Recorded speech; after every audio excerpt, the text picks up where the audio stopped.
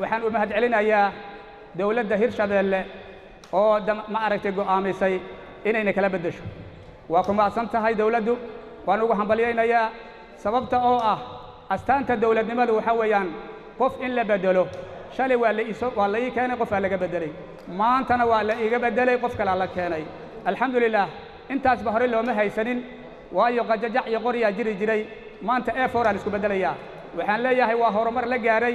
ilaahay ha noo ziyaadiyo dawladnimaan u baahannahay ilaahay baan ka baryaynaa insha Allah taala waa ka soo daanay wax kale alxamdulillah inta kadib waxaan u hambaliyaynayaa gudoomiyaha cusub ee degmada Beledweyne macallin Qalaafow oo aan ku cusbayn degmada Beledweyne oo aad taqaanaan wax qabadkiisa oo aad taqaanaan ma aragtay maamulkiisa oo aad taqaanaan nin dalka u dhashay ah waxaan soo dhaweynayaa wareejinta gudoomiyaha degmada Beledweyne waa soo dhaweynayaa waa ka qaaday waa ka aqbalay maadaama uu dawladda dhexe dawladda maamul goboleedka Hirshabeelle ay magacaabista xageeda ay ka timaaday waan wareejinay waan ka aqbalay shacabka reer Beledweyne waxa laga baahan yahay ayaga in la shaqeeyaan sidii kuwii hore u shaqeeyeen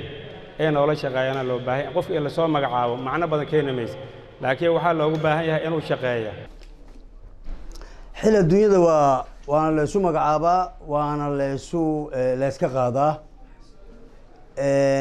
sideedana xil la qabto kulley siyaabo kala duwan oo ku yimaadaa election waa ku yimaadaa ama doorasho nomination waxa la yiraahdo ama magacaabisna waa ku yimaadaa hadduusan ahayn nidaamka dictatoriyadda ee xoogga lagu qabsado ama uusan ahayn dhaxaltooyo ama boqortooyo waxa la yiraahdo kulley labada nooc oo ku yimaadaa labada nooc waay nooca anaga hadda aan ku joognaahay ma ahayn nooc election ee wuxuu ahaa nooc magacaabis ah